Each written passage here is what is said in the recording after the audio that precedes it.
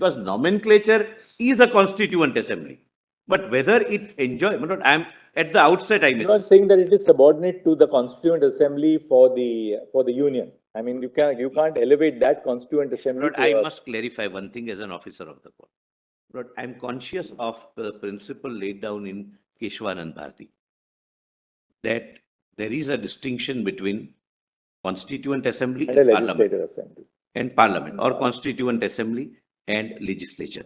They are not interchangeable.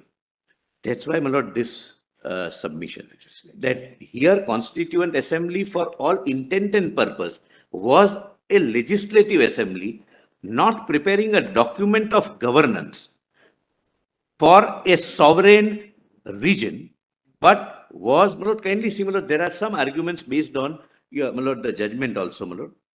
My lord, the position as far as the state of Jammu and Kashmir is concerned, even prior to coming into force of Article 1, was who created Constituent Assembly? The Maharaja, who signed instrument of accession and surrendered his sovereignty. Then he issued that proclamation. Your lordships are, my lord, remembering that now whatever constitution is framed would be binding on him. He subsequently, my lord, creates a constituent. So he could never have created a constituent assembly which would have a role independent of, larger than, or completely different from the constituent assembly of which he became an integral part. And at that time, my lord, the Jammu and Kashmir was an integral part of India. So the body which was created was known as Constituent Assembly, but was a subordinate creature, then, my lord, Constituent Assembly. And the Constitution of Jammu and Kashmir can never be put at the same pedestal as the Constitution of India, because the very birth of the Constituent Assembly of Jammu and Kashmir was because of Article 370. And in other words, according to you, the role of the Constituent Assembly of Jammu and Kashmir is the role which is created for it by our Constitution, by the Constitution of India, nothing beyond that. It cannot be beyond that, above that, or superior to that. It is subservient and subordinate. It never had original constituent power. Lord, please see, my lord, the Constitution as we understand around the world, Lord, has certain attributes. Namely, it must be a document of governance, providing for everything the way, my lord, we have provided. This Constitution has only certain aspects. Rest, my lord, they leave it to the Constitution of India. For being recognized as a constitution, you must provide for a kind of sovereignty. I'm not on, my lord, sovereignty means sovereignty, my lord. It's not autonomy. And sovereignty would mean right to acquire new areas and right to cede new areas, right to acquire territory and right to cede territories, which we have in Article 1, 2, 3, 4.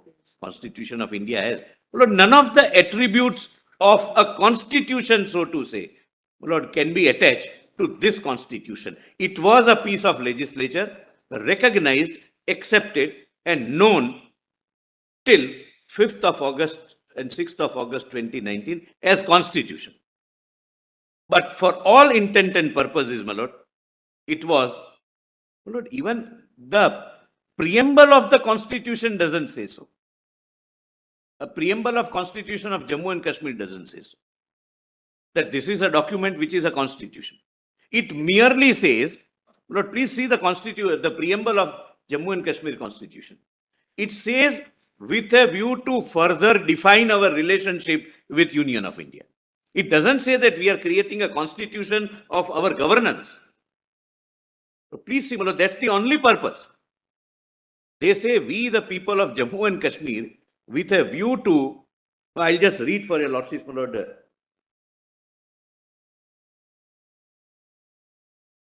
My lord, I'll just read, my lord. It is, kindly note the page. Volume 2, page 16. Your lordship need not open. I'll just read. Even preamble doesn't say that it has attributes of a constitution per se. We, the people of the state of Jammu and Kashmir, Mr. Solicitor, there is another more fundamental reason why your argument may be correct, which is this. Look at Section 5 of the J&K Constitution. It says the executive and legislative power of the state extends to all matters except those with respect to which Parliament has the power to make laws for the state under the provisions of the Constitution of India. So once the Constitution of India defines which is the area in respect of which Parliament has the power to make laws, then that is denuded from the jurisdiction of the Jammu and Kashmir Legislative Assembly. Now, we have seen how progressively the ambit of the legislative domain of Parliament was expanded. For instance, initially the entire concurrent list was outside the power of Parliament. Correct. You had only certain entries in list 1, the union list. I am obliging. Right? Subsequently, the concurrent list was brought in. Once the concurrent list is brought in within the domain of Parliament, to that extent, the legislative domain of the Jammu and Kashmir Legislative Assembly is denuded. Then entry 97 was wholly outside the purview of Parliament initially. Later on, as we see, entry 97 is also gradually brought in within the purview of Parliament, albeit in the context of laws affecting the sovereignty and integrity of India, some subject, terrorism, so on and so forth. Therefore, it's very obvious from Section 5 of the J&K Constitution that once the Constitution of India prescribes a certain legislative domain for Parliament, then that is progressively denuded from the legislative ambit of the J&K Legislative Assembly. And that was not fixed as of 1957. Another very important feature is that Section 5 does not fix the ambit of the legislative or executive domain of the J&K government and the Legislative Assembly as of 26th of January 1957. Correct. In fact, it contemplates that what the Constitution of India will prescribe for Parliament will be outside the domain of the of our domain. So in that sense, it is always intended to be subservient to the Constitution of India. And my lord, it's not really a document which has equivalent effect. And that's what the 147 makes these provisions unamendable.